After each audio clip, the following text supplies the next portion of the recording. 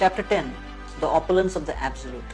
When discussing the subject of spirituality among different audiences, certain reservations invariably seem to surface.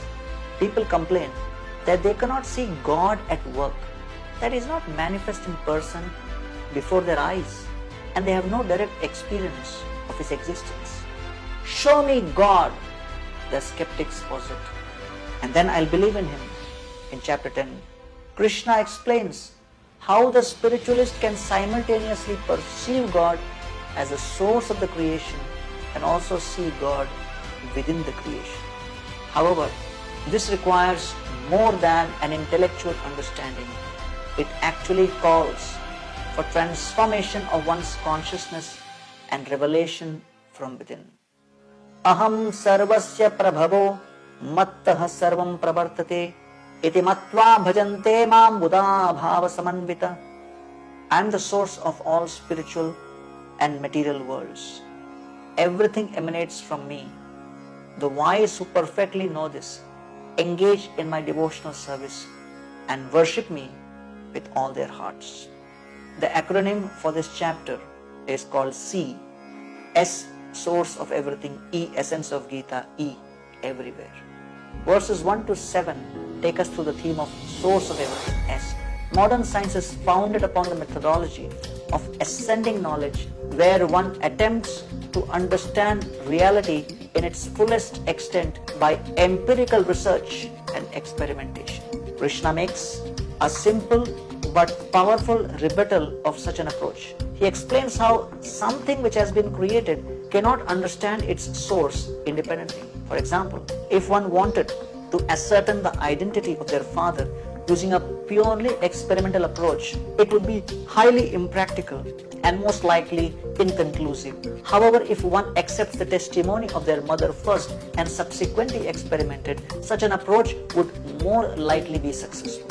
In the same way, all material and spiritual creations have their source in Krishna, and one who approaches Him can get scientific insight into their identity and purpose. Later, Krishna will explain how such knowledge can actually be directly perceived.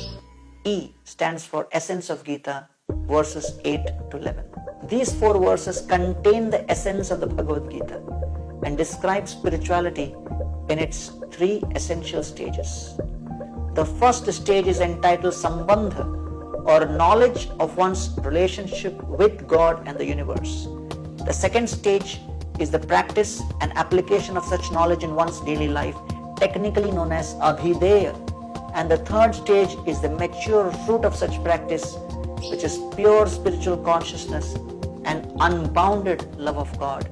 This is known as Prayojana. Thus, the Bhagavad Gita is actually a spiritual science, since there is hypothesis Sambandha, experiment Abhideya, and observation or conclusion Prayojana.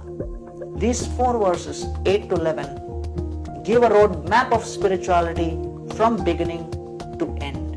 Verses 12 to 42 take us through the theme of E, everywhere. Arjuna is satisfied by Krishna's explanation and requests him to elaborate further on his characteristics and qualities. In response, Krishna describes the most prominent amongst his limitless, all-pervading opulence.